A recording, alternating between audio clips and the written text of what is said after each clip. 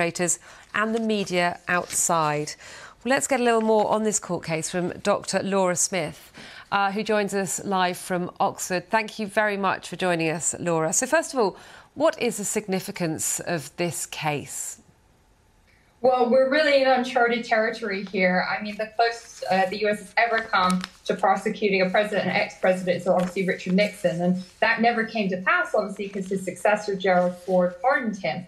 Very controversial at the time. But when Gerald Ford passed away 15 to 20 years ago now, almost 20 years ago, the polls had really changed. The American public sort of looked back and said, OK, that pardon really brought America together at a time of turmoil after Watergate, after Vietnam. I think we're in a very different place, though, now in 2023. We're in a place where we've had hyper-partisanship for 30 years. It's about 1994. We're in a place where social media really drives those divisions. And it's no longer acceptable, I think, for the majority of the American public and indeed international public, if we think about our current politics in the UK as well, to not have our politicians and political leaders held to the same account.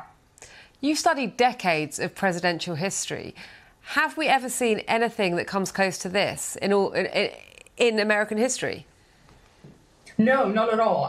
This is really where it's untested. And the impact on the election is going to be really interesting. I think a lot of people are really asking and sort of hanging on their toes, really wondering what the date is going to be for this. Because, of course, we can't forget the first indictment in New York. Well, that trial is set in March. That's after Super Tuesday. And, of course, Trump's lawyers are going to argue that he needs more time after that New York trial to be able to prepare a sufficient defense.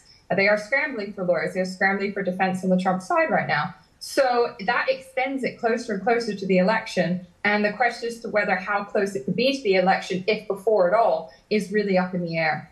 And for Donald Trump himself, how will this affect his legacy? How defining will this case be for him?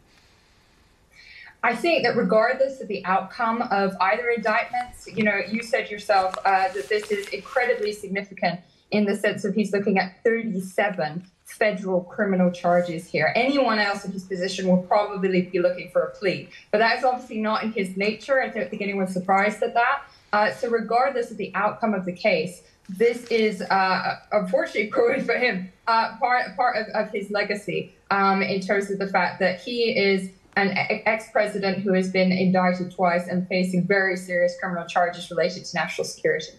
Laura, thank you very much for your insights. That's Dr. Laura Smith, US presidential historian at the University of Oxford.